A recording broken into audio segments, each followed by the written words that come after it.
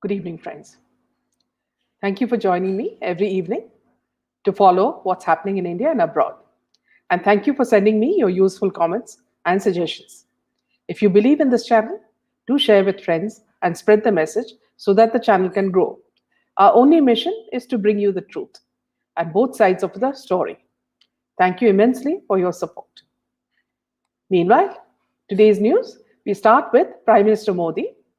Prime Minister Modi had last week said the middle class would not have been burdened with high petrol and diesel prices if the previous governments had focused on reducing India's energy import.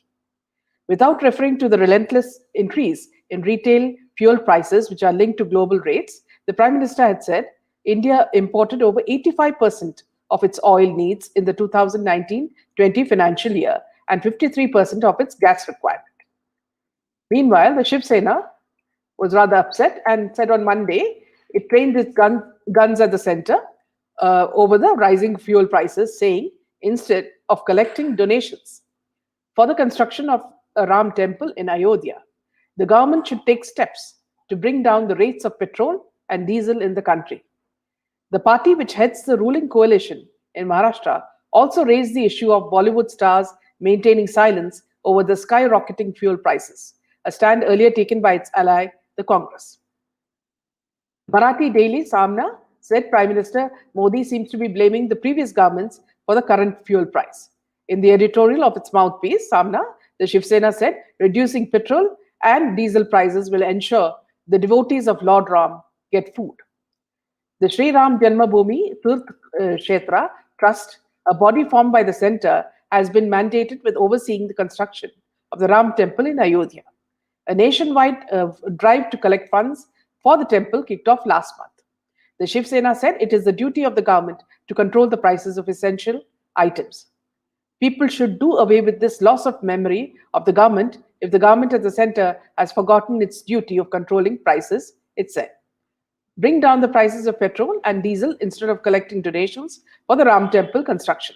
Ram devotees will get food because of its reduction in prices, and Lord Sri Ram too will be happy, the Shiv Sena said. The Uddhav Thackeray-led party questioned why the BJP, which otherwise stages agitation every now and then, has kept quiet over the issue of rising fuel prices. Whether people will understand the Shiv Sena point of view or the centre, that is left up to the viewers. Meanwhile, in the latest news in the Janvi Kukreja case, opposing the bail application of accused Sri Jogdankar in the murder of the 19-year-old Janvi Kukreja on New Year's Eve, the Khar police said that he is better off preparing for exams from jail. She had sought temporary bail for 3 months through his advocate Mahesh Vaswani to appear for his final exams in hospitality course. The police said that many prisoners, including political prisoners, have studied while being in jail. Some have even written books, and he is better off studying in jail. He could make a separate plea for allowing police escort so he can appear for the examination itself. The Khar police pointed out that being so educated, his knowingly consuming addictive substances is a serious issue. Sri had said in his plea that he had himself been brutally assaulted by some persons at the party and had to be hospitalized. The Khar police questioned why he lied to doctors at Sion Hospital, that he had been hurt by falling on the road at Mahim. Further, it asked why he had not approached the police if he had been assaulted. Shri had also argued that if such an incident took place in the apartment, no watchman, liftman, or residents had witnessed anything. The police said regarding this, there was no liftman for the particular lift. The watchmen were at the gate outside the building, and the residents did not witness anything as the incident took place at 1:30 p.m. and 2:15 p.m. Meanwhile, the Midday has this to say, that the Khar police on Monday opposed the bail application of Sri Jogdankar, accused in the alleged killing of Jhanvi Kukreja on New Year's Eve. In their response to the bail plea, they also claimed that he threw Kukreja's body down from the second floor to the ground of Bhagwati Heights after having dragged it down the fifth floor. Shri had applied for bail on medical and educational grounds. He was brought to court from Taloja jail. The court adjourned the hearing till March 2, when it will hear the bail applications of both Shri and the other accused, Diya Padalkar. Special Public Prosecutor Pradeep Gharat said that although he is educated, Shri has still been found to have consumed narcotic substances, which is a serious matter. As far as his exams are concerned, he can study in jail and can give exams from there, the police said in their response. Responding to Shri's claim that he is being framed to shield someone else, the police said, if this is true, why he did not inform the police of the incident? And why did he lie to the doctor at Sion Hospital as to the cause of his injuries? The police's response said. With Shri also claiming that he ended his friendship with the party's organizer, Yash Ahuja, a year back, the police questioned why he then attended his party. While claiming that Shri threw Kukreja's body down from the second floor, the police said they found a witness, a building resident who heard a loud thud of someone falling down. Kukreja's family, through their lawyers, Rizwan Merchant and Trivan Kumar Karnani, filed an intervention application opposing the bail. Responding to police's claims about Shri throwing the body, his lawyer Mahesh Vaswani said, the police's contention in this report is only reflecting a situation where they are themselves unsure as to what exactly happened. Their investigation reports are in conflict with the stance they have taken earlier. He added, Shri needs to prepare for exams, attend lectures online, for which a laptop or computer and internet are needed, so an interim bail for 3 months is required.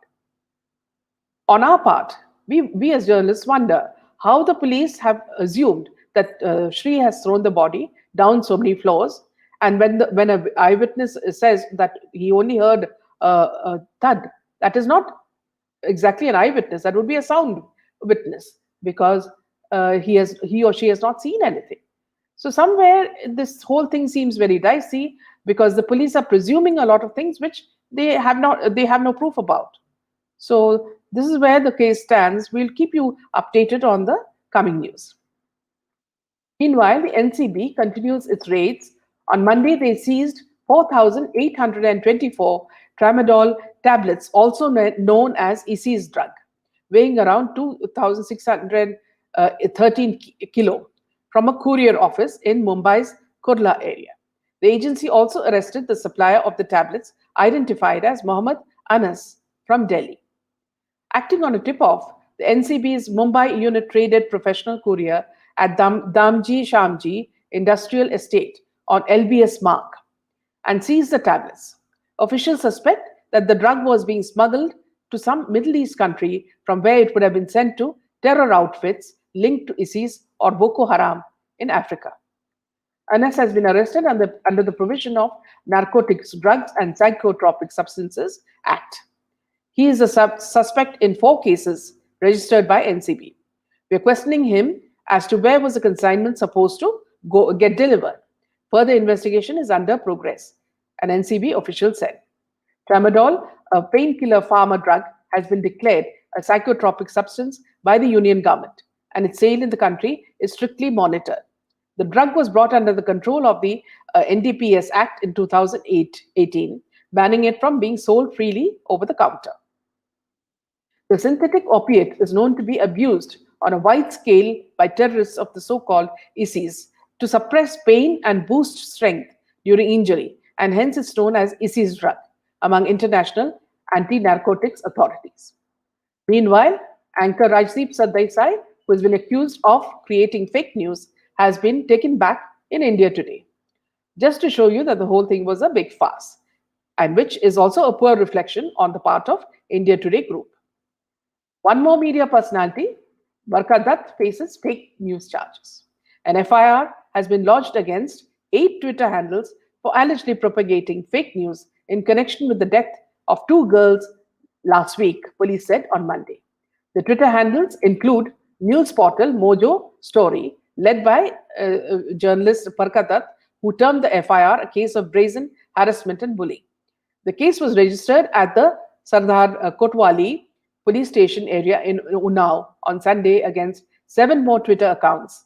That is Jang Jagram Live, Azad Samaj Party, spokesperson Suraj Kumar Bodh, Nilim Datta, Vijay Ambedkar, Abhay Kumar Azad, Rahul Divakar, Nawab Satpal Tanwar. The FIR has been lodged for propagating fake and misleading news. regarding the incident, Assistant Superintendent of Police Vinod Kumar Pandey said on Monday. Reacting to the FIR, Barkha said, "We followed journalistic principles by reporting all sides of an evolving story. To use IPC sections that are punishable with prison is purely intimidation. I am very ready to fight it and face it in court."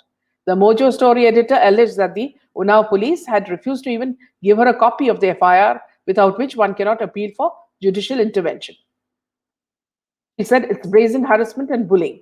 Even more suspicious is now police has clubbed us with a bunch of politicians, he said.